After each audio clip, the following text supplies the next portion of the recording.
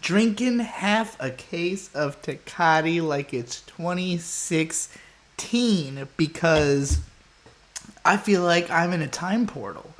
Things that haven't been relevant in half a decade are coming swirling and speeding back into the present in a way I never could have seen coming.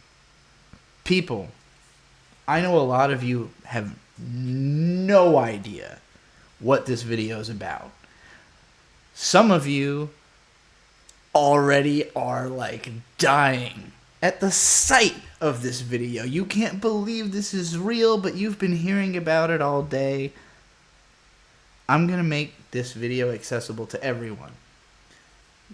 I'm going to explain in careful detail what's going on here. Because this is one of the weirdest, most exciting events in my personal internet history. And in a few other people's as well. So we'll get into all of it. This is going to be a doozy, all right? Maddox. In the 1980s, there was an anime OVA called Maddox 01. Hideaki Anno actually did some animation cuts on it. There's a great review of this anime by Landonime, also known as Butthole Weeb, who is a longtime contributor to the super chats of the podcast universe that I'm going to be talking about here. It's a sort of tongue-in-cheek, funny comedy sci-fi short that has some really fancy animation cuts that sometimes show up on Sakuga nerd sites. This is all for the anime fans in the audience, by the way, just to give you any reason to give a shit about this at all. Maddox, the person, Maddox George Uzunian, is a guy from Utah. His parents were Armenian immigrants who were very abusive towards him. He had a kind of just a shitty upbringing in the middle of nowhere, Christian conservative background, hated life up until a point when he worked at a telemarketing company for 9 fucking years doing programming, which is, by the way, the job with the highest employee turnover rate of any. So you can imagine the kind of sticking power this guy had. Like, when he's doing something, he's not expecting to change what he's doing anytime soon. This is important to the story. Maddox, that's his internet handle, named after Maddox 01, the anime, which he just rented at a VHS store at some point in the 90s and thought it was a cool name.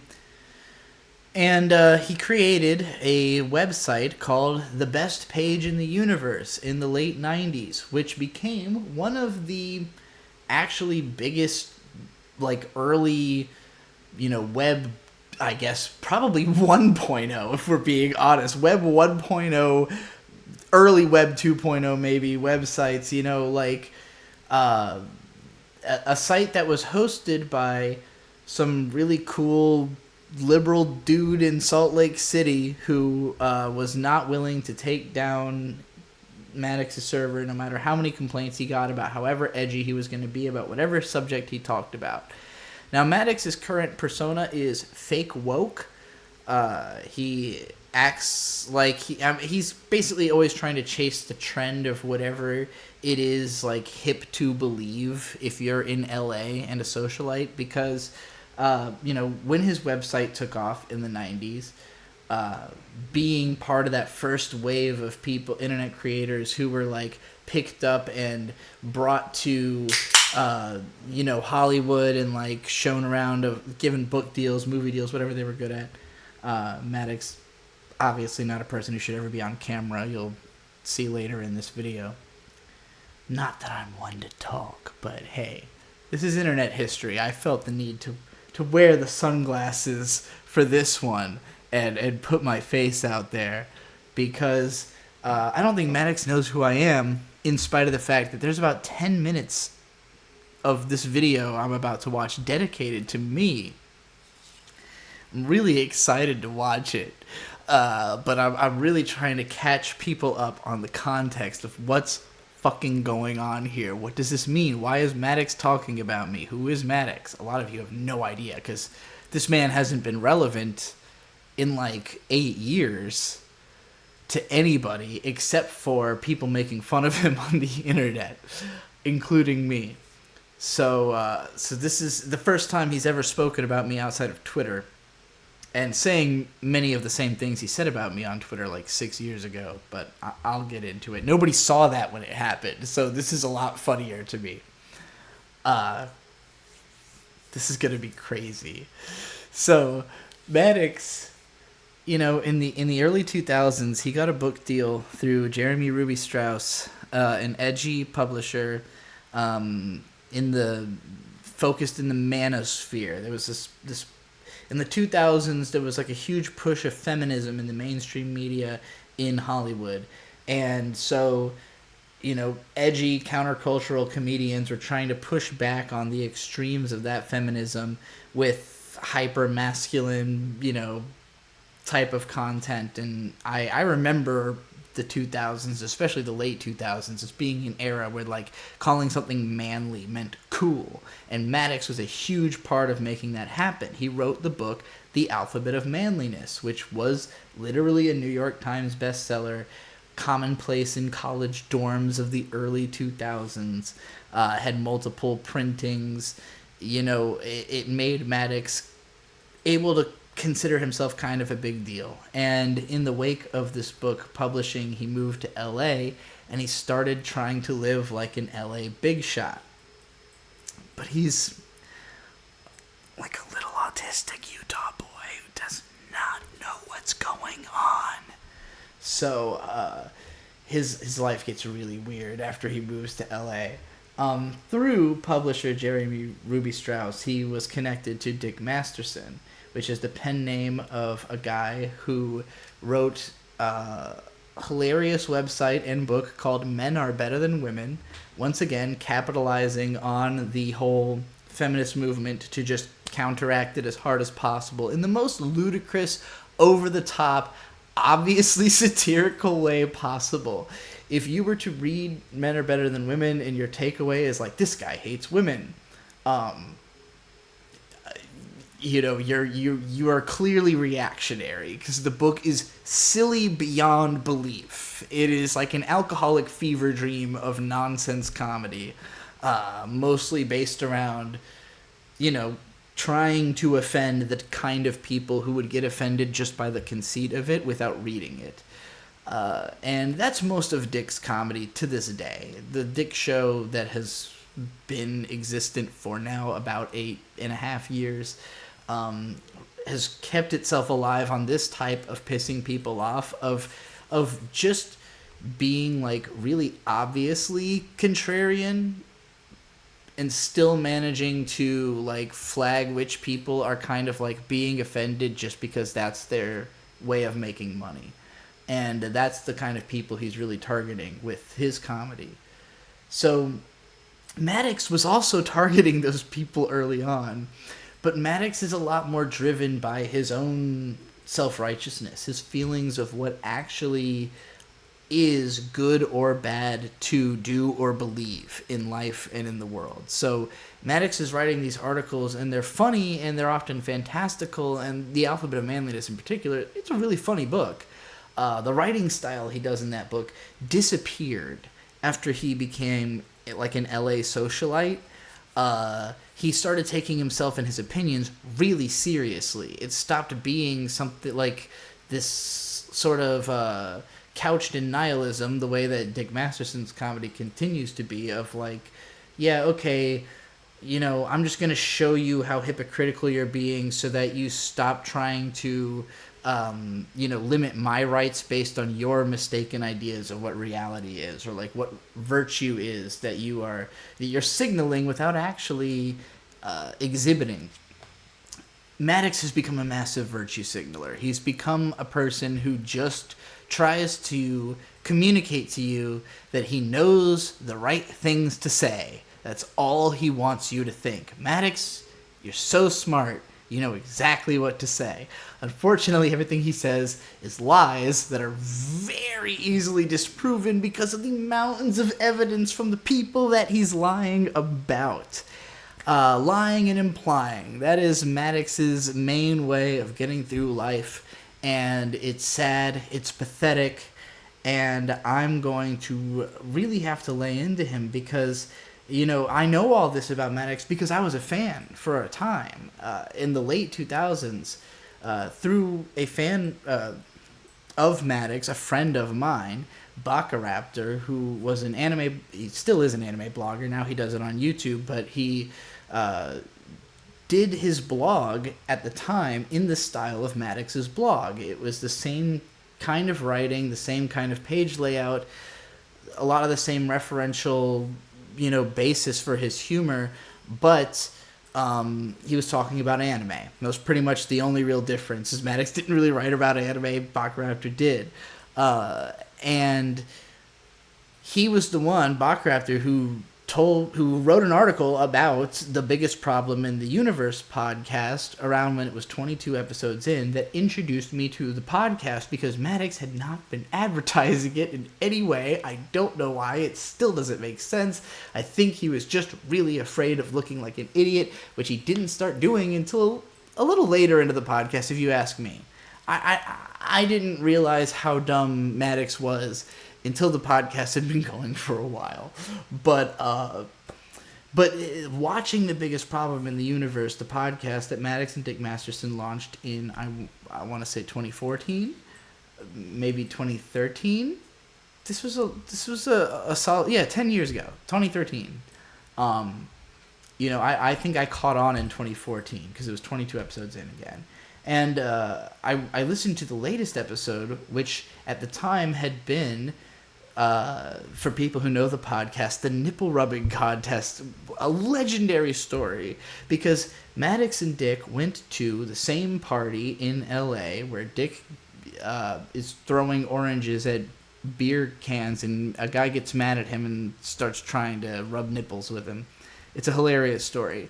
But that episode communicated to me that these two people were friends who go to LA parties together.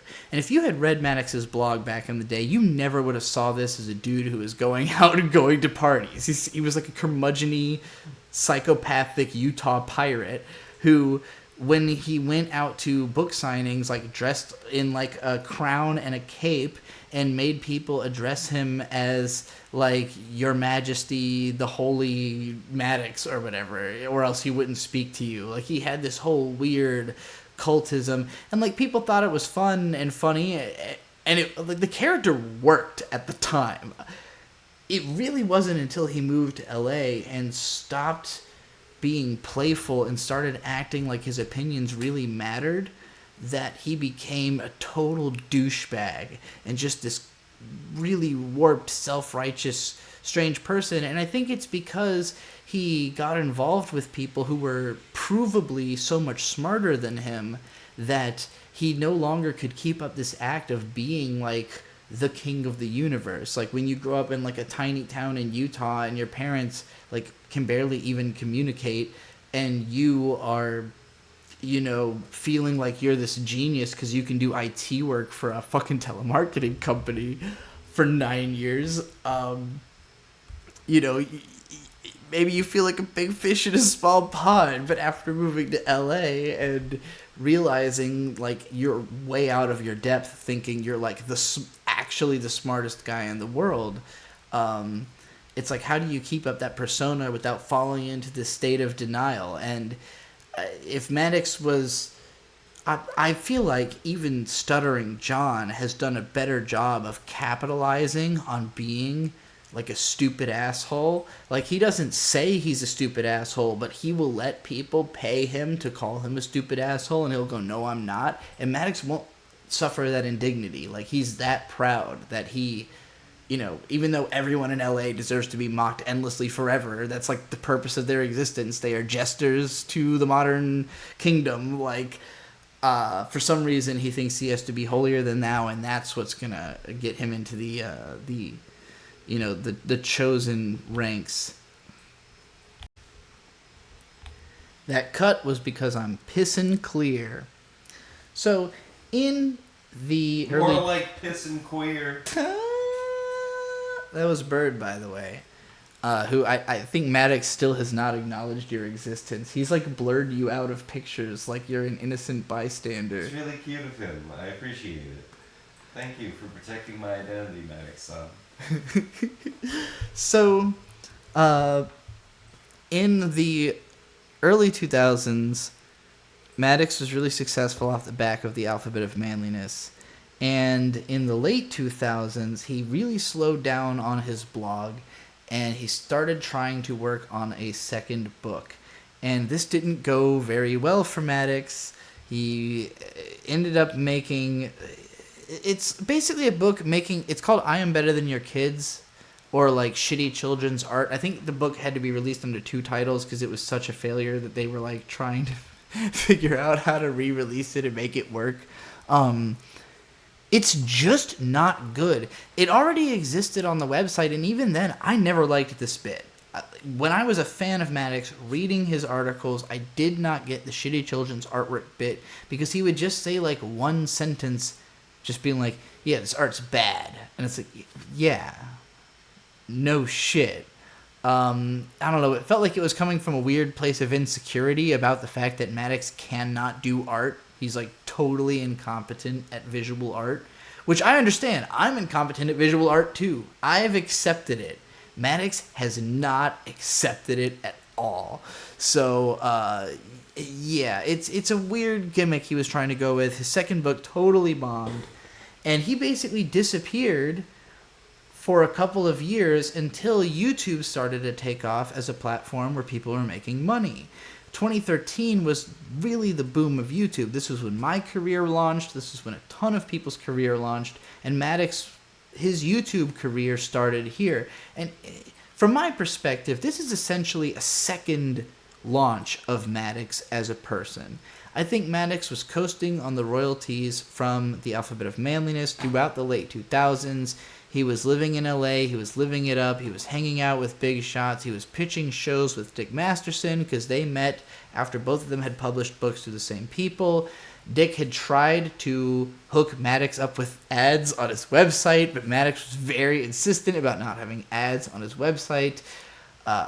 No one really understands why, because he would have made so much more money, especially in the early days when ads were actually worth something. It's how Dick built himself up, was by doing ads for websites. So yeah, it was just like him trying to help this dude to make more money because they had the same publisher, and trying to work a way where maybe he'd be able to write some stuff for Maddox. And Dick's an amazing writer. Like, Maddox with a lot of effort can write something pretty funny. Dick, with no effort in a drunken stupor, can write something amazing. He's like a literary genius in an age where no one cares about writing, and so he doesn't do it. It's why I like him so much, as a writing fan myself. But there's a big difference between the approach they take and what they're capable of in the world of writing. And Maddox will never see this because his book outsold Dick's. So he is always going to look at the numbers and say, well, I'm the more successful writer. I'm proven.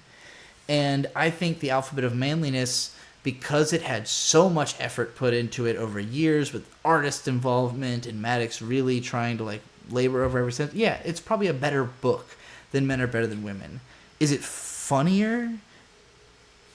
It's about on par.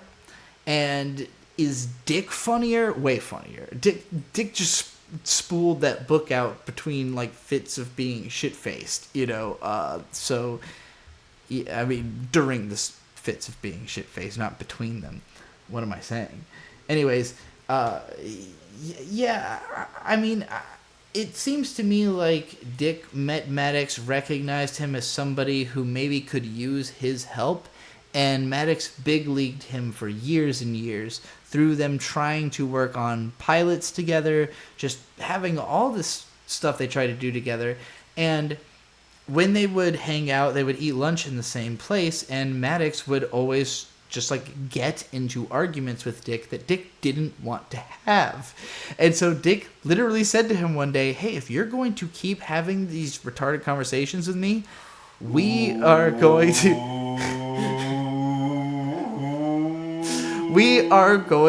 to have to make it into a podcast." And Maddox was like totally reluctant to this because he can't speak unscripted that well. He labors over his writing. His articles are really short, but they take forever to write. So, like, he would only publish, like, every few months, and they were only a couple pages long, He really struggled with this. And, again, Dick can just churn out great writing. So, Maddox is a speaker, very poor, and he didn't want to do the show. They did 6 episodes that they never aired, that they scrapped completely. Then they reformatted, came back, and did it again. Finally launched the show, and then again, Maddox didn't promote it until it was 20 episodes in. And that was when Bacaraptor found out about it and was like, "What the fuck? You've been doing this great show all this time? This is hilarious. I love it." And then I found out about it, had the same reaction, and was a huge fan throughout the show's whole run. I'd never listened to a fucking podcast at all. My impression of podcasts, boring. Boring bullshit I don't care about. This was the first show I'd ever heard that was legitimately funny, cutting edge, interesting. It had an element of familiarity in that there was Maddox, who I'd been following at this point for at least 6 or 7 years, and then Dick Masterson, who I'd never heard of, who was an interesting character, who initially, because Dick's character really evolved over the course of him podcasting. Maddox refuses to evolve. He has, but he doesn't want to admit that. He doesn't want to seem like he's changing. But the main change he's had is the virtue signaling that he does more and more of over the years. Even though he fucks up badly in this video in a way that he has no idea. He doesn't know what's coming. He still doesn't know who I am, really, even though he talked about me so much in this video. It's pretty embarrassing. When this podcast started, Dick was under the impression, this is supposed to be a comedy podcast. We're supposed to be over-the-top, ridiculous characters. We're supposed to be as funny as possible about these problems. The problems should all be really funny. Maddox saw it as a legitimate contest to see who could bring in a bigger problem, because the fans vote. The conceit of this show is each person brings in 2 problems every episode, and there is a website where you go and you vote on which is either a problem or not a problem. You can vote up or down. So they can go into the negatives, they can go into the positives. The point is to create a chart of the biggest problems in the universe. But Maddox decided that this would be a very serious contest and would bring in legitimately the worst problems he could think of, like female genital mutilation, and then bring in a bunch of statistics about why it's a huge problem and try to make a real sociological argument. And Dick's "I thought this was a comedy podcast. Why are we talking about these insanely dark subjects?" Dick's bringing in piss driblets, when you accidentally get piss on your pants and it looks like you pissed yourself, but it was just a little bit when you're trying to shake, at the urinal or whatever. Speaking of piss. So, it was just the two of them not really seeing eye to eye on what the podcast was supposed to be. And as it went on, because Maddox wouldn't let up on it's a contest, Dick decided to start taking it seriously as a contest. And he started letting down the character and started making real arguments and started admitting that he knows things. Dick likes to pretend he doesn't know things. He wants to pretend he knows as little as possible so that he can have other people explain it for him, or just ignore it completely. He just doesn't want people to think he knows anything about anything unless he specifically wants them to think he knows about that thing. But he likes to pretend he doesn't know shit. So as the podcast went on and he started really revealing his power level, for a lot of people like me who I was at a stage in my life, I was in my early 20s. These guys were both in their late 30s when they were doing this podcast, and I was getting a lot of wisdom from it.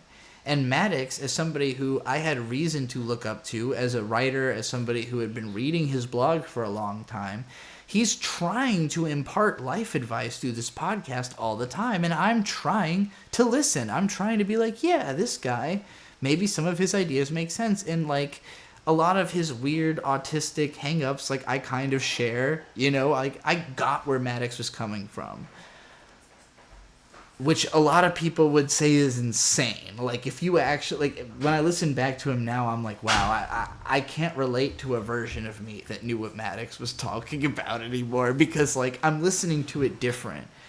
You can, I guess if you're being sympathetic to Maddox when you listen to what he's saying, you can find the logic that he is applying to what he's doing. But if you were thinking about like what a normal person would do, or like what would make sense in the scenarios he's talking about, it quickly like unravels, and you're like, Maddox, why did you need this approach? Why did you have to overthink it so much? Like create such a weird system for yourself? It's the autism. But you know, So as the podcast went on, it became more and more that Maddox was becoming like unreasonable and weird, which I liked. I thought he was becoming more entertaining as he like started to kind of unravel and realize he couldn't be the reasonable one. But there was a point where Maddox and Dick went to a wedding together. Dick left with Maddox's ex from like 3.5 years prior, whom Dick is still with now after like 8 years. Maddox and her had been together for like a couple years, I guess. I don't know. At this point, Dick and 80s girl, as he calls her, are like almost fucking common law married. That's not a thing in California. Well, never mind. But anywhere else in America, they would be just considered, we call ourselves married and we've been together for 3 years. So, that's life. Fucking Maddox was still obsessed with this girl and woman. I don't know why I called her a girl. She's in her 40s. But yeah, I guess she is 80s girl. Maddox is obsessed with this woman. He has never gotten over her. He basically broke up with Dick as a friend during episode 77 of the podcast. When he kicked Dick off, he told the audience that Dick couldn't be there because of other obligations he had, when actually he had asked him not to be on, and invited their common co-host Asterios Kokonos on instead.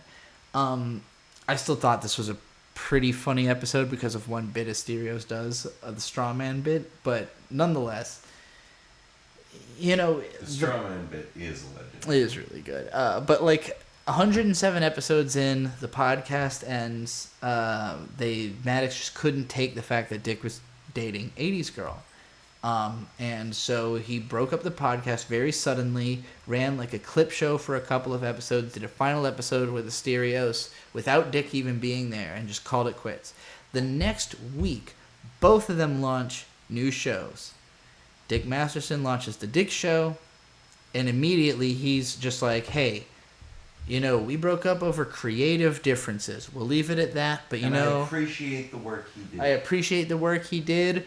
I loved the show. I'm really sad that it's over. It's crazy the way that it's ended. But hey, I'm going to keep the ball rolling. I've got a Patreon. Let's do this. And Maddox had the best debate in the universe. And the best debate in the universe?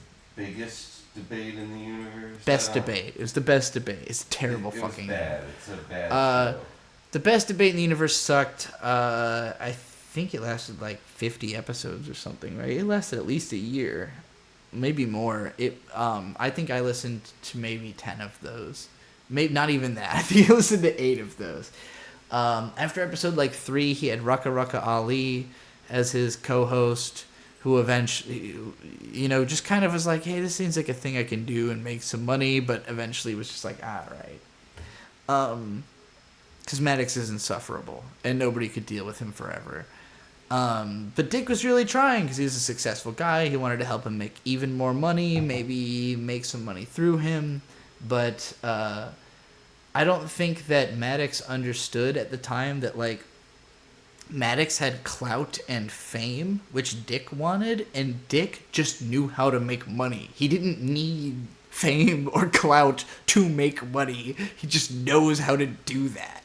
And it could have made him a lot more money.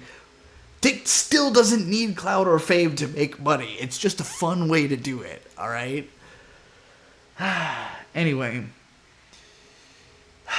So when the biggest problem in the universe ended, neither one of them was really, like, talking about the other person that much. Dick took a couple of little pot shots at Maddox here and there. Maddox said nothing about the end of the podcast. And it was clear that Dick was still really bitter about, like, this thing that they were working on suddenly exploding for the stupidest reasons possible. And Maddox just was trying to ignore it until it goes away.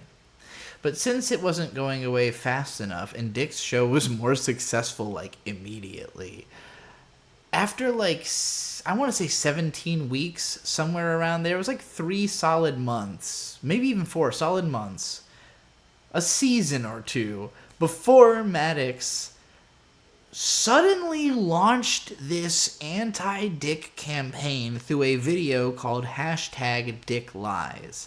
And in this video, which is where Dick started the phrase lying and implying to describe Maddox's behavior, because Maddox just lies about things that Dick did and implies meaning behind Dick's statements and statements about Dick to make him look like this supervillain. He basically, the phrase he used was rape apologist, because there's a statement where Dick says, like, hey, you should really, like, try to look out for yourself. Like, I'm not blaming victims. I'm telling you that, like, in order to not become a victim, there are steps you can take to protect yourself. Maddox called this rape apology. Feel however you want about either side of that issue. The way that Maddox took what Dick was saying out of context and tried to call it something different than what it was not only really disturbing, but really effective, because he got Dick kicked out of comedy clubs in LA that both of them had been regulars to. He made him lose association with a bunch of his friends in the business, people who just didn't want this kind of controversy, people who didn't want any kind of association with anybody saying anything edgy, landing on their doorstep. And Dick had forwarded this video to every mutual person they knew. Anybody he knew had heard of Dick, he sent them this video. And a bunch of people who are desperate nobodies trying to protect a nothing career turned on Dick, exiled him. That was the fastest McDonald's run I've ever seen. Now, it's important to mention that the Dick Lies video was an unlisted YouTube video, and this matters only because of the fact that in this video that I'm going to be reacting to, when fans become stalkers, Maddox keeps insisting about how he has not talked about his conflict with Dick in a public way ever. He just keeps insisting, I've pretty much never talked about this in public.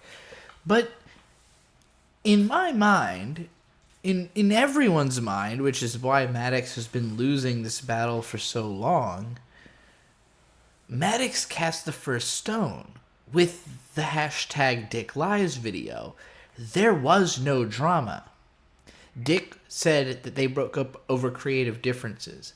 Dick felt the need to address what had happened at all, and most of what he had said about Maddox was just little winks and nods, a lot of which was prompted by Asterios Kokkinos when he came back to the Dick show after he resolved that he was on Dick's side in the conflict, and he, you know, having been kind of inside baseball, having been on more episodes of the old show than anyone else, had dealt with Maddox enough. They'd all been a part of Tournament of Nerds back at the UCB Theater before Dick was kicked out. So, like, at some point, Maddox realized, or Asterios realized Maddox was being ridiculous, took Dick's side. Now, Maddox makes the Dick Lies video. At this point, Dick lost so much from that video. So much of what was his lifestyle at the time of going to UCB Theater and doing Tournament of Nerds, like, I want to say, like, a weekend out of every month or every weekend or so. He was doing it all the fucking time. So, like, a major part of his life was lost because of Maddox trying to paint him as some kind of, like, creep over losing this podcast. And this was after Maddox had stolen the iTunes feed for the show, where, the biggest problem in the universe, it, automatically posts when new episodes come out to RSS feeds, which is the main way that podcasts used to be released before Spotify.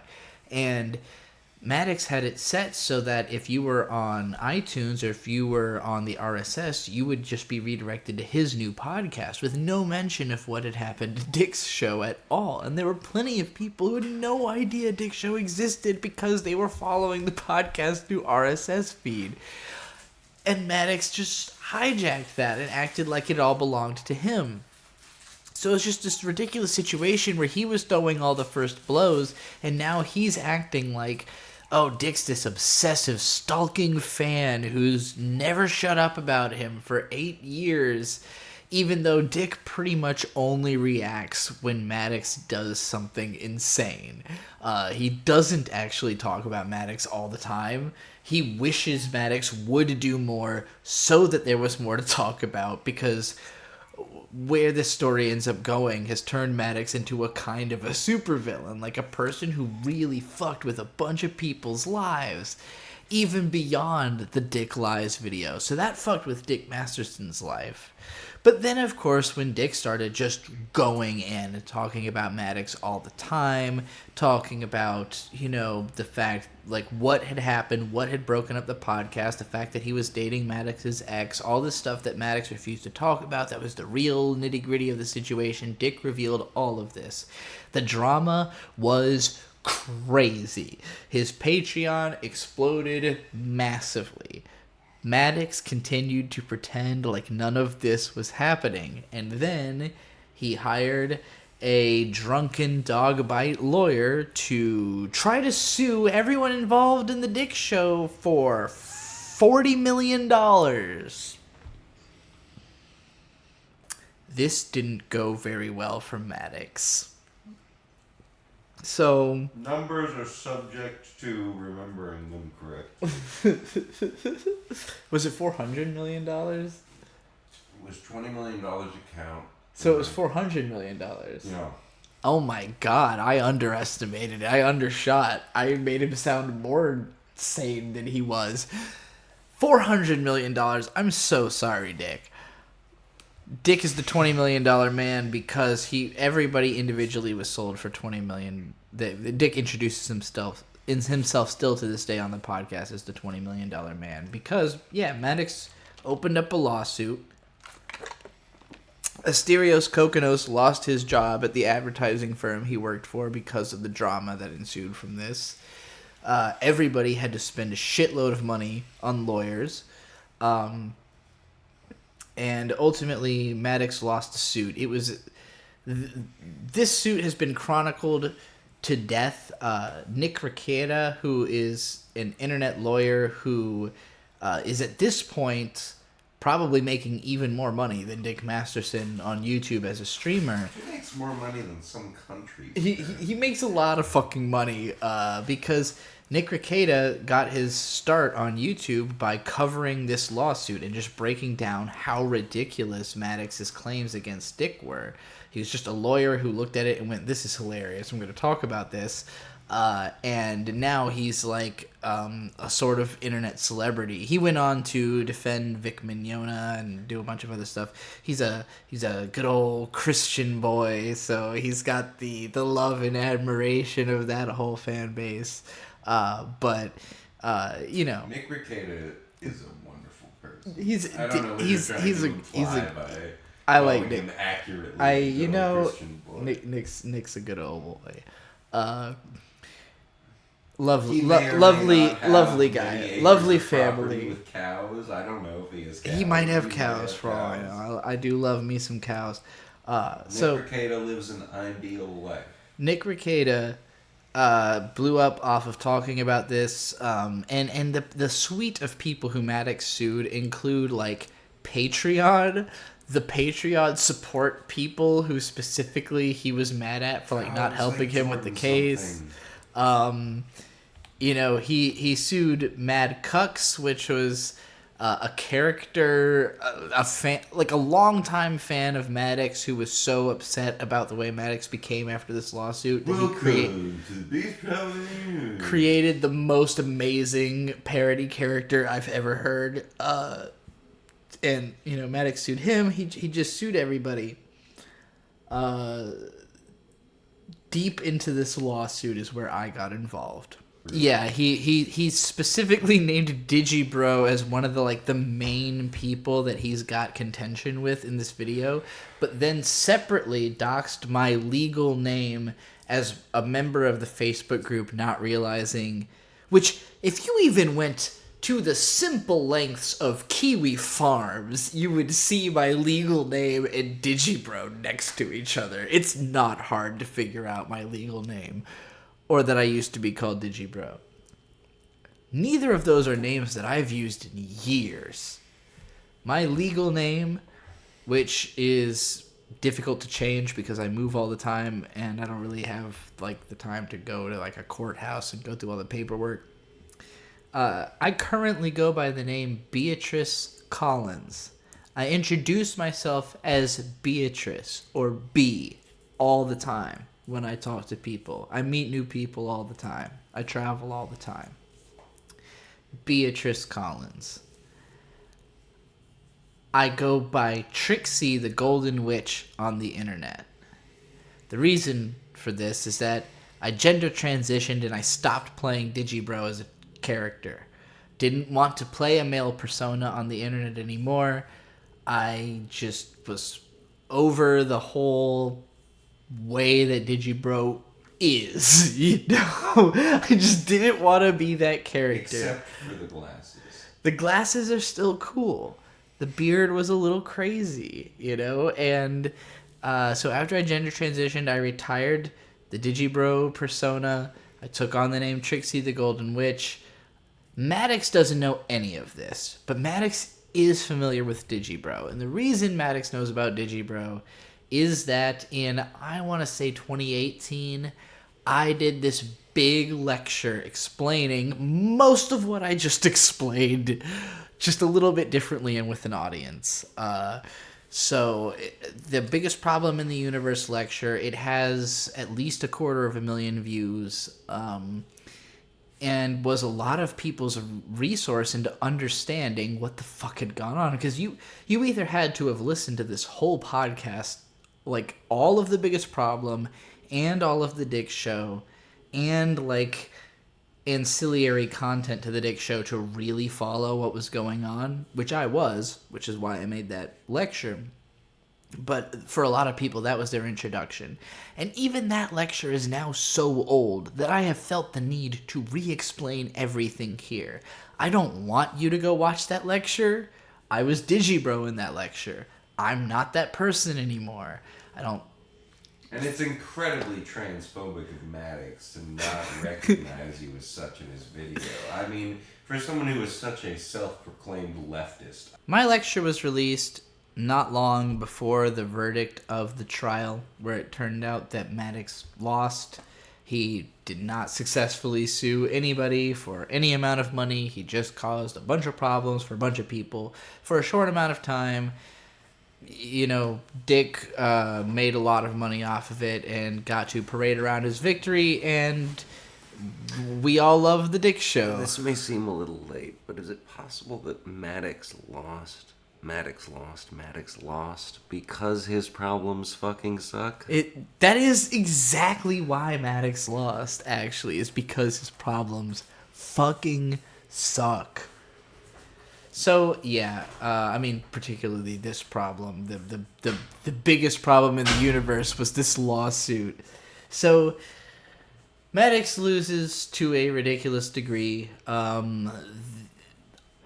I mean, I continued making appearances on the Dick Show. I don't even know if Maddox knows about that lecture, actually. Because based on what he's said about me, based on the accusations he's thrown my way, he's never acknowledged the lecture. He's never, been mad about it. Now, granted, I have not watched this part of the video that's about me yet. This is legitimately my first time reaction. So I'm really excited to find out what his perspective is on me as of 2023. Now I know this video was scripted years ago, based on a lot of factors we'll break down when we start talking about the video itself. But this video was definitely written a long time ago. I don't think he's looked into me since, and I don't think he even looked into me at the time. I think he knows exactly as much about Digibro as he is going to say in this segment, and he learned all of this in 2018, 2019.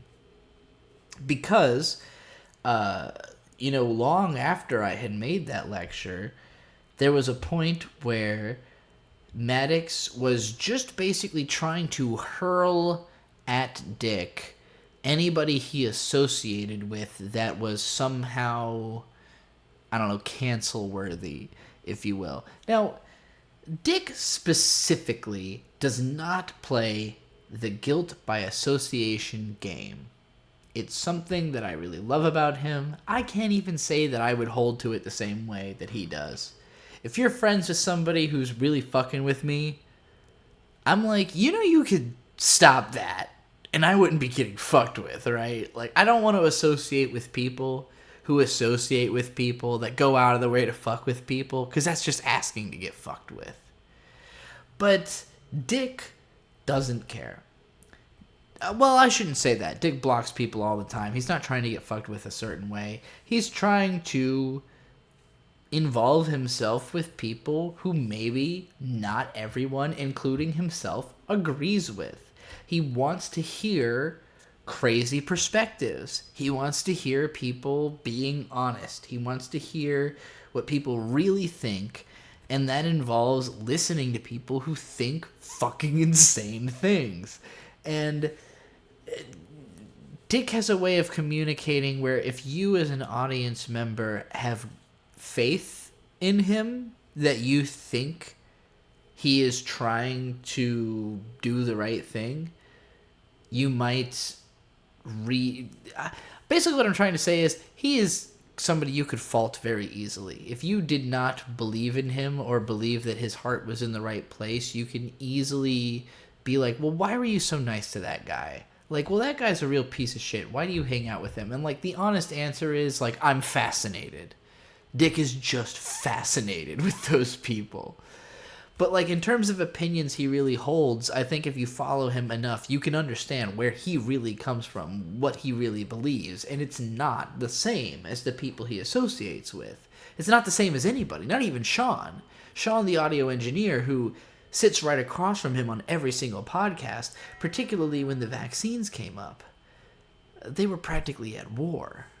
So, when Maddox lost the lawsuit, he mostly stopped talking about Dick, stopped talking about the drama, kind of went into a shell, and became a Twitch streamer in a very strange way, because he started using a banana. He started streaming as a banana, as Bananadox. Oxmad. And Oxmad, the cowboy. Basically using, I believe it was Snapchat filters to turn himself into a banana and do a weird voice. These were the most hallucinogenic, bizarre, honestly god tier Maddox content. the streams would be unwatchable by themselves, but people who bravely did so in order to collect content that was then displayed on the Dick Show bonus episodes, it was quite an interesting few years. Maddox being Banana Docs. Oh, are you not going to do a little banana? Don't even try. You can't do a Banana Docs. Nobody can imitate that gold. For years, like, Dick was only really talking about Maddox in his bonus episodes that are Patreon exclusive. For those of us who still care, most people don't. Maddox, again, he wouldn't talk about anything. So it's no fun to try to have an engagement when he won't do anything. But Maddox was doing nothing in the meantime. I mean, streaming as a banana, but, like, nobody's watching except for trolls. If you know Stuttering John and the Who Are These Podcasts situation, which is more sort of talking about my kids, sort of current and ongoing, it's very similar. Just a person who will not listen, just a person who is so sure they're right, refuses to learn. Keeps making the same mistakes, and for the last couple of years, Maddox has been very quiet. It's been really hard to put a pin. I should mention he released a third book called Fuck Whales. It bombed. By that point, his reputation was so damaged because this was already post lawsuit that, like, nobody wanted to like this guy anymore. Like, people like me who were literally fans of him had no reason to like him. And the way I got involved in his narrative, because, again, I made this lecture about him. As far as I know, he might not have ever seen it. Maybe he's going to mention it in this clip I'm about to watch. I don't know.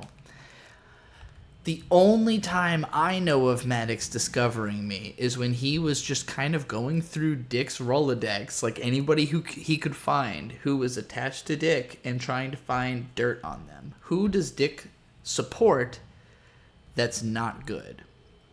As I've already been over, Dick associates with plenty of not good people, but apparently I'm really high up on Maddox's list. And I guess this is where I have to start reacting to the video, because I have to bridge the gap of the last 6 years since the last time Maddox talked about me or really about any of this. Again, he was Banana Docs for a few years after last talking about any of this, but it's been a while since we've heard anything. So it feels out of nowhere. It feels like my impression of this. So a similar video came from Maddox a few months ago about Justin Wang, who also jumped on this controversy early, also had a huge video talking about the lawsuit, talking about Maddox and his failure. And Maddox made this gigantic video trying to call Justin Wang a plagiarist. If you don't know who Justin Wang is, he's a very popular Twitter user, YouTuber, a guy who just kind of keeps tabs on everything on the internet, and whatever's interesting, he shows it to you. He's a collator, a curator, if you will, of funny, weird shit on the internet. I don't think he's like a terribly original guy, but Maddox is trying to call him like a plagiarist and create some kind of scandal. Nobody cares. Nobody's buying it. Nobody's on his side.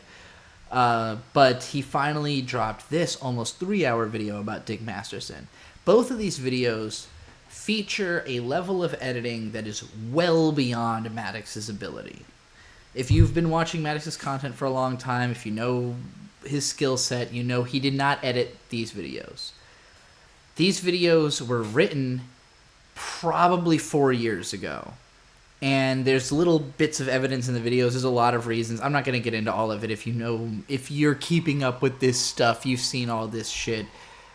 He wrote these videos a long fucking time ago. Whoever had to do all the crazy graphics, there's a shitload of editing in these videos. I've edited a lot of YouTube videos in my day. I've never done anything close to the level of editing that is in this video, which is how I know Maddox did not do it, that like somebody else built all these graphics, did all this crazy shit. Unless he's been slaving over these 2 videos for 4 fucking years. No, there's no way. He doesn't know how to do all these things. His graphic sensibilities are fuck awful. So yeah, it's these videos took a long time for somebody to make, a long time for Maddox to fund somebody to make, and now they're finally here. So these are Maddox's impressions of me pre-transition, from a brief period where he was trying to find anybody he could that would represent to him dirt on Dick Masterson, anybody he associates with that would make him look bad. So, what did I do that makes me look so bad? If you know me, if you've been following me for a long time, you know me as like a dweeb, an anime fan, somebody who used to scream in my room and get drunk and like scream about how other anime YouTubers suck. If you know me now, if you follow the We Watch Anime podcast that I do with Bird over here, you know that we travel around the country putting stickers on buildings and going to national parks. We camp all the time. We work all the rest of the time. We eke out a little time to do an anime podcast. That's the lifestyle. So that's me in a nutshell. That's who I am. Now, in 2017, I think, I made a Dick Show appearance where I made an incredibly controversial statement that I know Maddox is about to play for you all. And I know this because I knew what he was gonna say about me as soon as I figured out there was a segment about me in this video, because I know Maddox, I know his scope of what he knows about me, and I confirmed to some other people. I sent this video to some other people. They watched the segment on me. They were like, it's exactly what you think it's gonna be.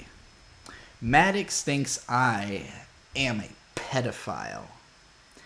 I'm not a pedophile. Not at all. Not even slightly. The funniest thing about this video to me, about this segment, I've been watching, I'm an hour and 9 minutes into this video. If you haven't noticed, I've got, hold on. Since we're actually getting close to the reaction segment, let me put myself up in the corner. I'm an hour and 9 minutes into a 2 hour and 47 minute video that Maddox has finally released on the subject of all the drama he's been involved with in the last 8 years. From what I can tell scrolling through, there's like at least a solid 5 minutes where he's talking about me. So, right before Maddox talks about me, he talks about several people who Dick interviewed on the show before they were caught actually involved in, like, sexual misconduct with minors. Like, he talks about the Ghost Gunner guy. Dick interviewed that guy because of the fact that he built a 3D printable gun and was having articles written about him being one of the most dangerous men in America. Like 6 months or a year later or something, someone who obviously wanted to fuck that guy over got him involved with a 16-year-old prostitute, and he ended up in prison.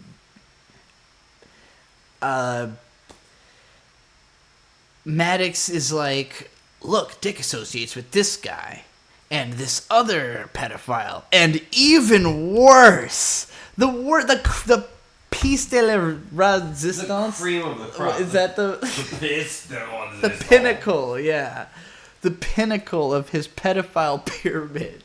Ooh, alliteration. Is Digibro.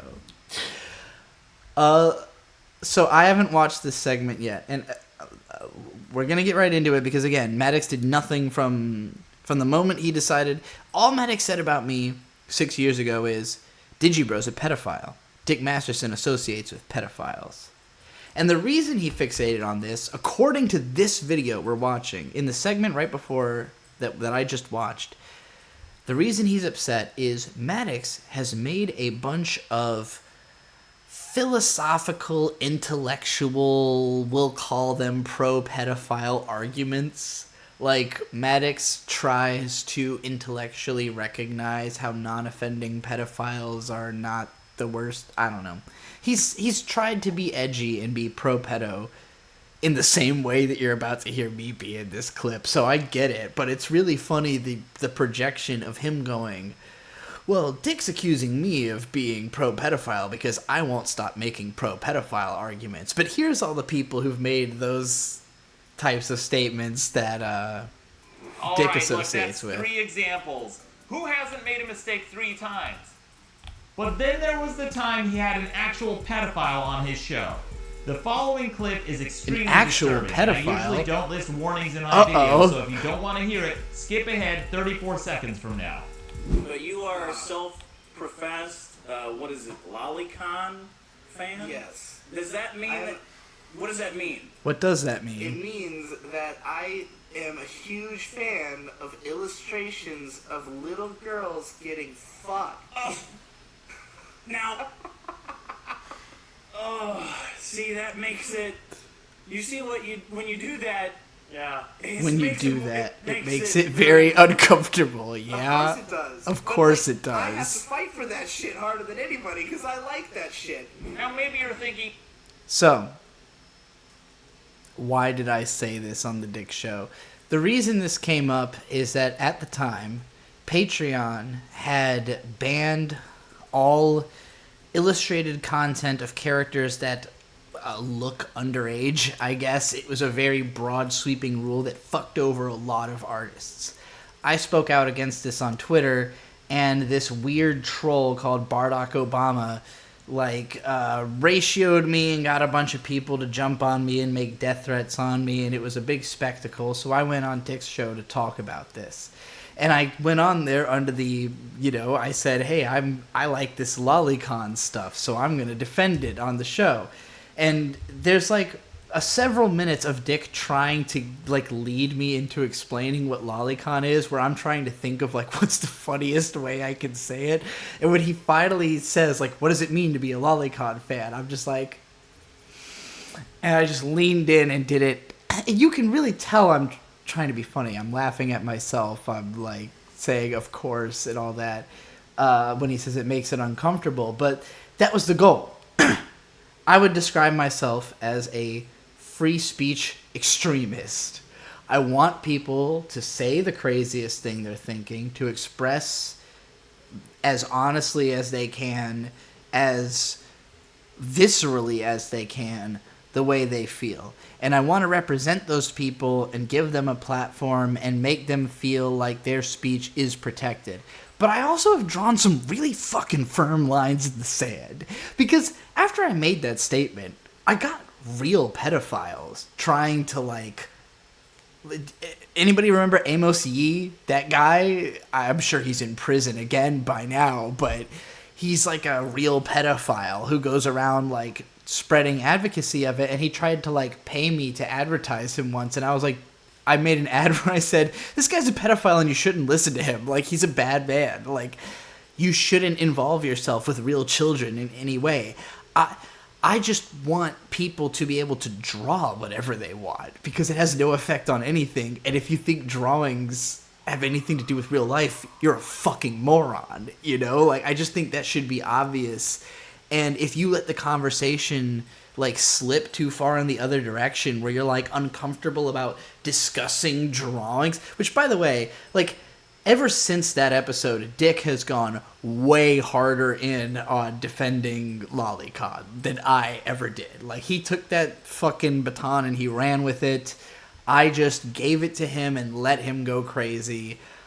I backed away. I don't care about lolly art. I don't really look at that much pornography even anymore. I've changed a lot as a person. Even at the time I made this defense, it was kind of from a comfortable distance of I've kind of grown out of being into all this weird pornography, but I still want to defend it for the people who are in the trenches, people who need this for whatever fucked up reason you need it. I want you to have it. I don't want you to go do whatever else you might do if you don't have this art, So, to me, this was all about, protecting art. Protecting even the most extreme, the most crazed forms of art, especially for platforms like Patreon, who, to me, the whole purpose of it is to protect fringe creators, to protect people who could not make it without being backed directly by their fans. And I don't even think Patreon looked at themselves that way, because they're a fucking venture capitalist nonsense fucking California company. But like, which is why I'm so behind Dick and Back.by and the platform he's built, an actually pro-creator platform where you cannot be kicked off no matter what you do because you own your instance of the platform. As a creator, you should definitely look into Back.by so people like Maddox can't fuck you over by claiming you're a rape apologist or a pedophile or whatever. I'm obviously not going to let him get anything over on me. This fucking idiot who everyone knows is an idiot. It's not the hardest person to beat the allegations from, but I feel a need because like I really need to emphasize I was a fan of this dude. Like, I bought his book. I took influence from him. I talked about him. I helped his. The biggest problem in the universe when it was still running, before it was even split up, I talked about so much on my channel at a time when I was a relevant YouTuber that I contributed a lot to the fan base of that show. And to this day, there are people who are patrons of both Dick and me. People who found him through me, who are still fans. I've met people through that universe because I've been a part of it for fucking 8 years. And all Maddox knows about me is that I'm Dick Masterson's pedophile friend. Dick Masterson's... Wait, Dick Masterson's pedophile friend? Are you talking about Noel?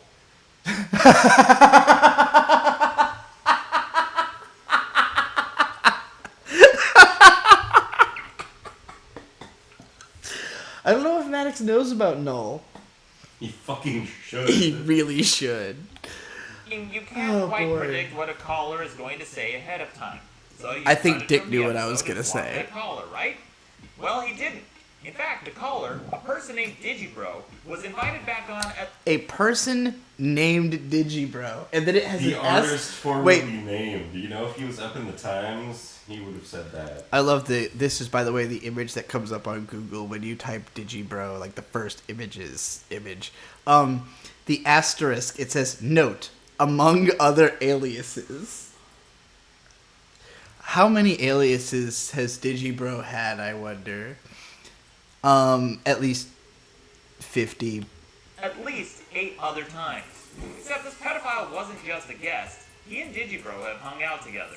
In March of 2019, after the call... Whoa, he knows the dates better than I do. I was like, I don't know, 2017, 2018. No, March of 2019. Fanboy invited Digibro, someone who has sexual... Oh, I have to note this.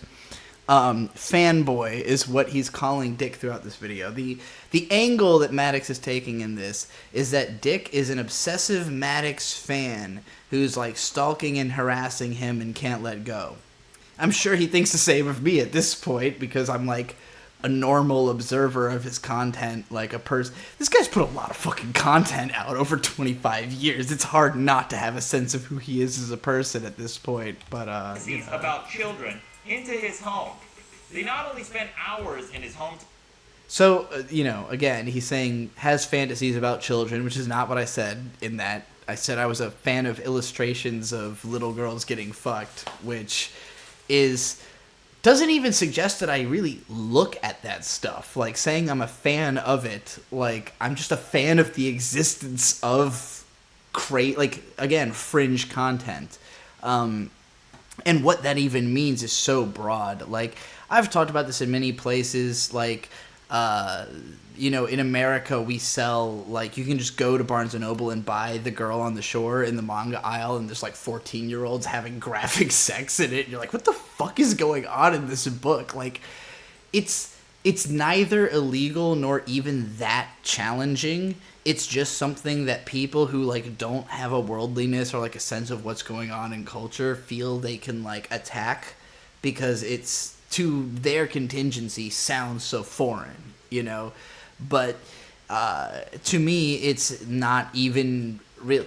This really blew up with the whole cuties thing, which happened like a year later when that movie came to Netflix, and I didn't even involve myself with that. But that was when Dick really had to lay in against the people who were like, "You're a pedophile if you think this movie's allowed to exist," and he's like, "This is a French art film made for like teaching children how they shouldn't sexualize themselves. Like, what are you guys like reading into this?" But it's just.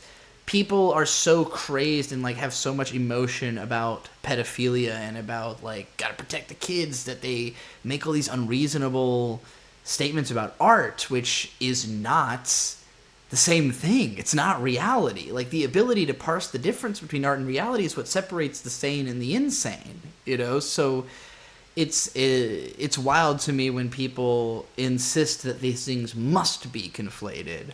Together. But they went out for food and beer afterwards, and Fanboy treated him. I just kind of asked if I could come in. But Him? Just the day. Excuse me.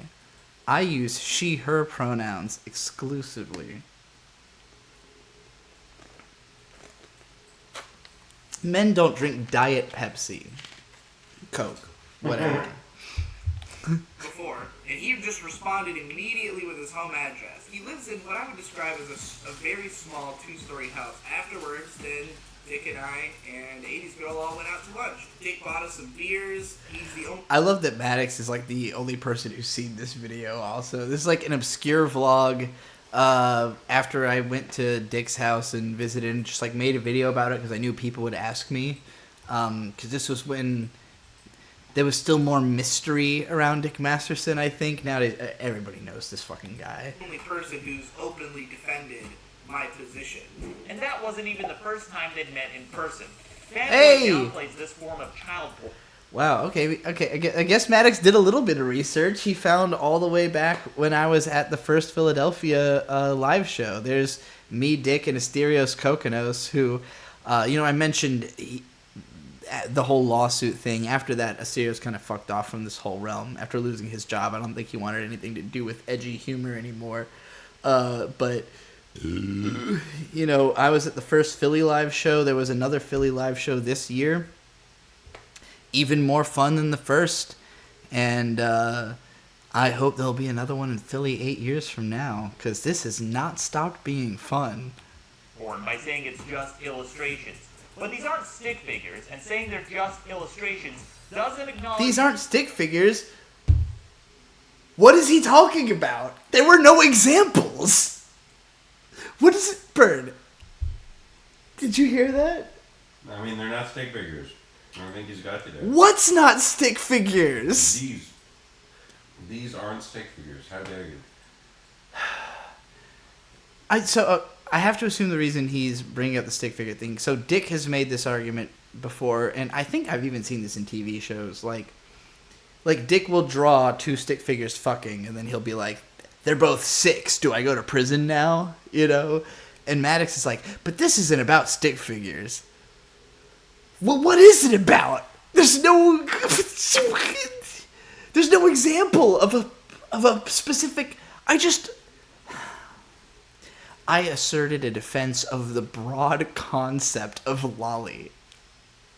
So Maddox clearly has an image in his mind of what lolly is. Like, he has a very specific type of lolly porn that he's imagining that I'm defending. And he's like, this is not stick figures, not kids stuff, as the old anime is, How realistic illustrations can get. For example, this is not a photograph. Oh my God! What did he pull up? Let me go back.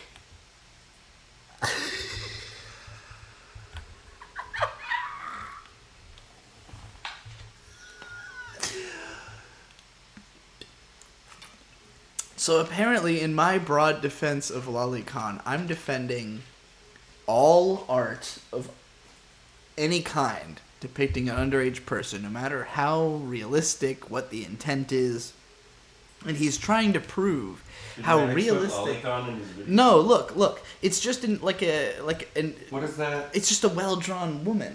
It's just a really good drawing. And he's like, but look how realistic a drawing could be.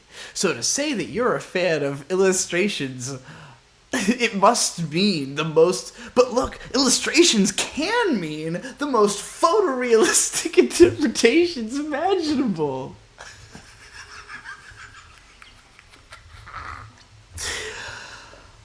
Oh, to spend a day inside Maddox's mind would be like being in a Disneyland, like a theme park. Like, it would just be like a whimsical, fun time to be in there with humanity. So it's not stick figures, therefore it's the other extreme. It's the most realistic it could possibly be.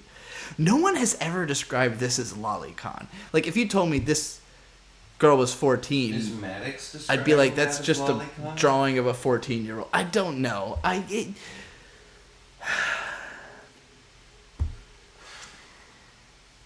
I'm not gonna get into like a whole history of lolicon now, because I'm even thinking about, I've done that video before too. Like,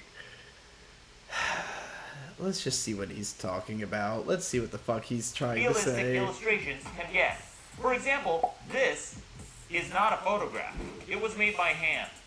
And what's worse is that these illustrations are often made using real reference photos of actual child exploitation. I don't believe that... Yes, some people are bad. Sometimes people do bad things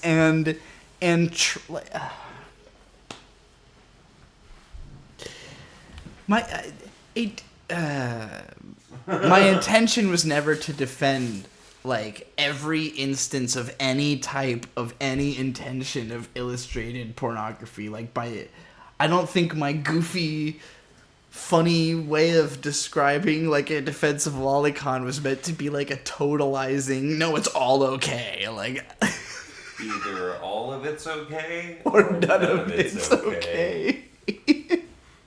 Thanks for that It's one, black Ido. and white. All there's right. anything innocent about this. But Fanboy doubled down and even publicly I will. announced that he would... Whoa.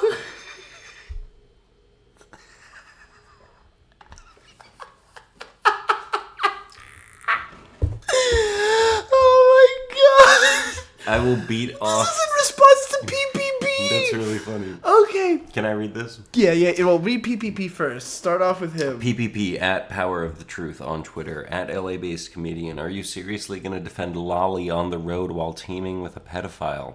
Amazing. The Kinodrome will gladly have you. August 23rd. Prepare thy anus. LA-based comedian. I will beat off to Lolly live on August 23rd with at Ricada Media, at Doug Tenaple, at Digibro, at The Ralph Retort, at Cenk Pesos, at Real Donald Trump, and at Power of the Truth. Be there. Do you remember what happened on August 24th? This no had to have been idea. the boxing match, right? I was not anywhere on August 23rd of any year. So. When have we ever been anywhere with all of we these weren't. people? This didn't happen. I was not involved in whatever this was. This is so fun. Maddox is taking this as incrimination. Dick, one of the funniest statements he could possibly make. I will beat off to Lolly live. Maddox is taking this as incriminating evidence of his pedophilia. There's All right. anything innocent about this. But Fanboy doubled down and even publicly announced that he would masturbate to lolly porn. He even tagged some of his friends like they're his own personal accountability pedos. And if he actually went through with it, it's He tried to possible make that that some like of a these portmanteau, illustrations were made accountability using real pedos. reference photos, which could... By the way, Maddox has not blocked me on Twitter. He has blocked me for some reason. You're blocked. I'm not blocked. could be a felony. If you're aroused by illustrations of adults having sex, it stands I to lied. reason that you'd also be aroused by seeing the real thing. Same goes for children. This person, Hold on. reason that you'd also felony. If you're aroused by illustrations of adults having sex, it stands to reason that you'd also be aroused by seeing the real thing. That's not true. It's not true. There's so many people who are not interested in 3D porn at all. Like, it's interesting that he did not say child. He said adult. He said if you're interested in illustrations of adult porn, it stands to reason you're a fan of illustrations of real adult porn. That's not true. Like, if anything, if you're a fan of illustrations, it's less likely that you're a fan of real porn. Like, at the period of my youth, and the time I was most into animated porn was, like, age 15 to, like, 21. That period. Like, a long period, all right? But it wasn't at a period where when I first started looking at animated porn, I wasn't looking at real porn at all. Like, real porn was scary. Real porn has all kinds of, like, weird emotions and shit going into it. Like, people who are into animated pornography, the reason they like it is that it doesn't have all the emotional baggage of real porn. That real porn is like real people, really, like, you have to think about who they are, what they're going through. Like, you're trying not to, but, like, if you do, it kind of ruins the experience. Anime doesn't have that, you know? So as, like, a young person who's really empathetic, who struggles to connect with live action pornography because, like, you're having trouble with the artifice of it. Like, anime is so artificial, it loops around into, like, you know, inside of its own reality, it's real, but there's no repercussion, there's no reality, there's no interface with reality. It's just another world where you get to explore your feelings. And so I think that there's actually not that much connection between live action and animated pornography. Except for when you're just, like, animalistically consuming whatever's in sight, you know? Which, like, for me at this point, if I'm looking at porn, it's, like, 5 minutes scrolling through Pornhub of, like, what's on the front page. Like, I'm just trying to come, you know? Like, I'm not worried about what it is and what's going on. And if I am, like, I'm gonna go straight for, like, monster rape, 3D, tentacle, like, people getting torn in half, like, the most fucked shit I can think of, you know? So there's not really, like, a consideration of how this translates to reality. I don't think about real people having bad things happen to them, you know? Like, I don't really think about people that much. Like, I don't know. To me, there's not that much of a connection. So this is just kind of a wrong statement that I think a lot of fans of animated pornography would be, like, offended if you suggested that they were even remotely interested in 3D pornography. It's not that I don't think there's, like, a Venn diagram, but, you know, there's a middle section, but there's definitely people on the outer parts of both circles. Same goes for children. This No. person is a pedophile. No. And then Fanboy invited I mean, Digibro's not even a person. The character I played on the internet. It's hard for me to really explain what that means. I was talking about this in the We Watch Anime Discord earlier, that in real life I'm not a very talkative person. Like, people meet me, people who hang out with me have described me as being like watching paint dry. I tend to just kind of sit and think, and I get overwhelmed by noise easily. Like, I'm not, like, an exciting, charismatic, talkative person. I have to be activated, you know? Something inspires me, something makes me want to talk, something I know about, something I know I can speak with authority on. Like, this comes out of me. I've probably spoken the most I have all week in this video. But that was what I manifested into Digibro. It was like, when I had something to say about this certain set of subjects, I would turn on a camera. You know, if I felt inspired, if I felt like there was something to say, let's film that. And so there was this consistency in what that person represents, but once the camera's off, that's not me anymore. I just go back to being a boring fucking person, you know, who's not saying anything, who's sitting around thinking about shit and, I don't know, maybe watching anime and jacking off or whatever. Over time, my life has become much more eventful, much more exciting. I don't spend as much time sitting around doing nothing, thinking, or even speaking, or, you know, being inspired to speak. Everything gets less interesting the older you get, you know. But Digibro was the manifestation of my attempt to have something to do at a very boring period of my life. And so I tried to be really controversial. I tried to stir shit all the time. I tried to get people talking because I wanted to have conversations because I was very bored. And once my life stopped being boring, I stopped feeling the need to carry on that persona to, be starting shit, to be edgy all the time just for the sake of being edgy.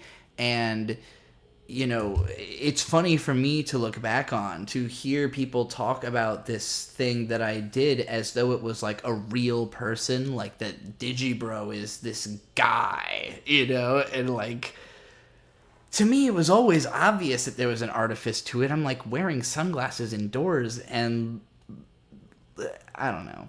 To me it was always funny, but people took it different ways. So, like, when Maddox talks about Digibro is a person and a pedophile, I'm like, none of that's true. Like, no aspect of that approaches reality. Another guest to his home who claims he had sex with a 13-year-old. When I was 18, I Chaggit. hooked up with a girl who would... This... Bird, you came in just in time. I've quickly been moved on from to Chaggit. He's like, Chaggit, who also went to Dick's home when he was 18, had sex with a 13-year-old. Chaggit's a lol cow. Chaggit is the dumbest motherfucker on planet Earth. People hang out with Chaggit because he's an incessant, narcissistic psychopath, much like Maddox, who will not shut up until you give him a platform to make a fool of himself. Like... Maddox, Chaggit is you. was 13. I'm now 29. So obviously I don't hook up with 13-year-olds anymore My point is, this is not one of Dick Masterson's friends. at all. And I didn't after I got older from that. But do you think that that's like so outrageously bad? Yes. Statutory rape is specifically defined in some states as having sex with a 13-year-old, with harsh penalties when the age difference is 5 years or older. Oh And man, when Maddox. confronted about Nobody it, wants to here's hear what about Fanboy any of said. this. I just know I have never been a pedophile or a rapist. And you really don't sound like you don't think I did anything wrong. No, I don't really care about the 18 and the 13 thing. I mean, it's not my kid. I don't fucking care. And then there's Fanboy. I'm sorry. Look, Dick's humor is really edgy, but it's really fucking funny. You can't find a fucking flaw with that. Outspoken defense of the movie Cuties. I could go on and on, but suffice it to say that almost everything he's accused me of doing is either something he's done or is actively doing. It's almost always projection. In fact, just before that clip I played earlier of him saying Maddox loves pedophiles, he literally downplayed having sex with a 17-year-old in the same breath. You can't make this shit up. Plus 17, man. Come on. Yeah. Give me a break. All right, here. It's a joke. It's a joke, Maddox. It's a joke. Maddox thinks differently from normal people, so it's hard for him to, like, understand where the lines are of, like, when someone's being funny and when they're not. Like, Dick is somebody who recognizes exactly where society's line is, and he behaves on one side of that line, and then he jokes about the other side. And Maddox, like, lives and dies by his statements. Like, whatever he thinks, if it's extreme, he is that extreme about that thing. If it's not extreme, or if it's hyper normal even, he's like the most extremely normal about that subject. You know, it's everything he believes in, he has to actualize. And,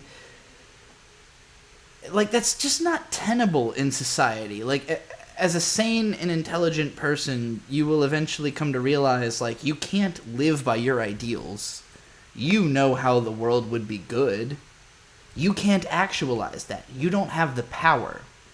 So you have to stop pretending like you live in a world where you, by, force of will of believing what you believe and saying it a whole lot, are going to make that real. You can keep doing it. You just can't live under the delusion that that's change, or that that's, like, making, like everybody's stupid because they're not listening to me. Like, no. everybody's stupid, but they're not listening to you because they have other shit to do. You know, it's. Maddox loves. There's the supercut of Maddox loves pedophiles. Thankfully, the majority of my fans realized that I haven't talked about the smear campaign in part because it became a legal matter, as you'll see shortly. They gave me the benefit of doubt and abstained from joining these smears and attacks, and to them, I give you my thanks. But some people didn't. They were malicious, vile, Is that and it? Is that the whole dipshits pedo who joined in on the section? They are the worst elements of mob mentality, and without ever fact, and is using his friends as pawns in an elaborate. Am I just a guy using my friends as pawns in some kind of elaborate revenge scheme against an angry Armenian man?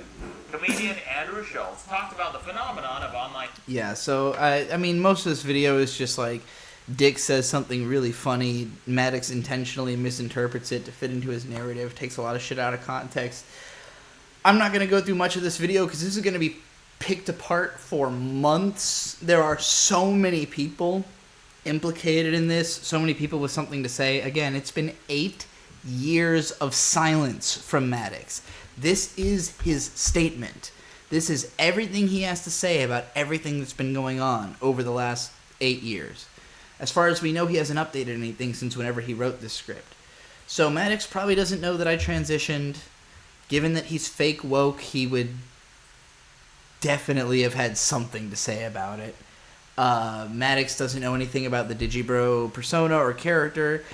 He thinks that Digibro is a real pedophile because of saying that I like the existence of illustrations as opposed to like the 3 examples he gave before me and after me of people who had actually had sex with underage people. Why was I the smoking gun?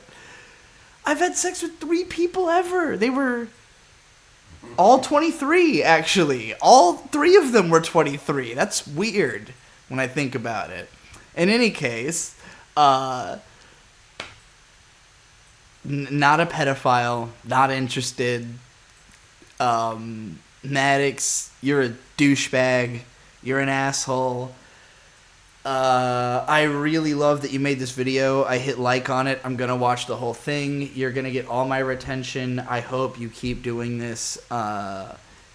This can only be good for me because I don't think I ever would have established a working relationship with Maddox because nobody could.